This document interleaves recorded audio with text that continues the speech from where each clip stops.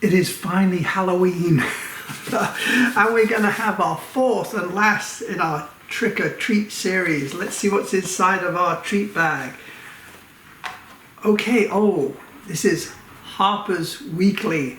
This is a magazine that was printed in the London area in the early 1900s.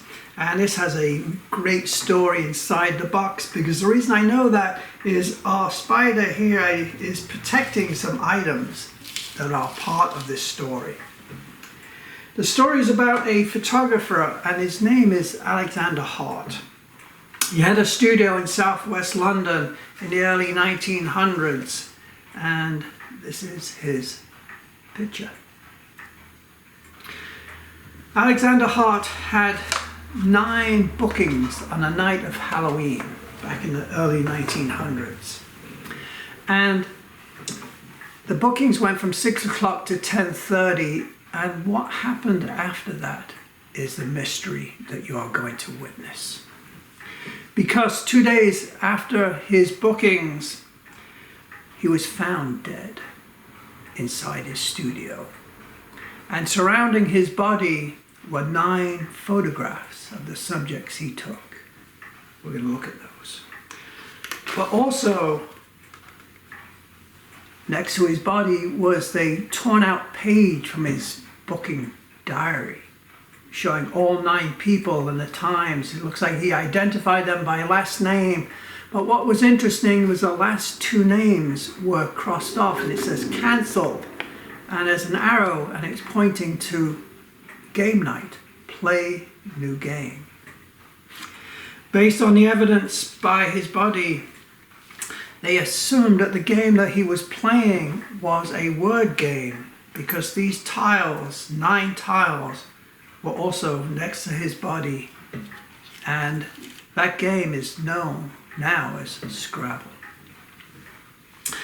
The detectives were stumped, and they were unable to solve this mystery on how he died, so they called in Sherlock Holmes. The problem is Sherlock Holmes did not see the body of Alexander Hart, because he was faced up into the deck and he was buried. And the thing is, nobody could ever find his grave, so the public assumed that Alexander Hart had just vanished, as he vanished into this deck. Alright, as I say, they hired Sherlock Holmes to look at the evidence, but Sherlock Holmes had no body. But he was looking at the diary page, and he was looking at the names, and he noticed there were 9 names, and there were 9 tiles. He thought maybe there's some association between the 2. Maybe Alexander Hart was leaving us a message, a clue. So Sherlock Holmes looked at the names, and the first one was Faith, starting with an F, and he noticed there was a tile with an F. Next one was Elliot. Noticed there was a tile with an E. Third one was Armstrong. He noticed there was an A. Then the next one was Ripperton. He noticed there was an R.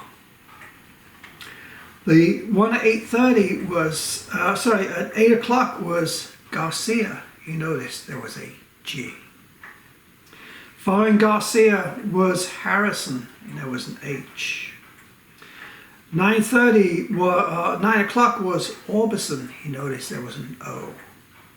Followed at 9:30 by Sutcliffe, and then finally by Terrell at 10 o'clock. So Sherlock Holmes looked at these tiles very closely, and he noticed that if you rearrange them,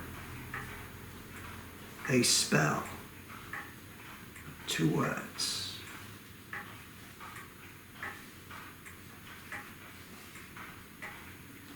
Fear Ghost. This made a lot of sense to Sherlock Holmes, and he knew now definitely that Alexander Hart was leaving clues to his murderer, because all of the 9 pictures that he took and they were scattered round his body, turned out to be pictures of apparitions, also known as ghosts. There were 9 ghosts surrounding his body. So this made a lot of sense to Sherlock Holmes that he spelt out fear ghost. So what ghost was he fearing of? Sherlock Holmes looked at the tiles again and noticed that each one had numbers on it, and he added up these numbers. Being a mathematician that he is, he came up with 4, 5, 6, 7, 8, 9, 13, 14, 15, 16. He thought, there's 16, the numbers add up to 16 are 2 words. Let me take 16 and divide it by 2, and they come to 8. Now the problem is, these cards had been mixed up many, many times before Sherlock Holmes got hold of them. But he noticed that the 8th person on his list, on Alexander Hart's list, was Sutcliffe.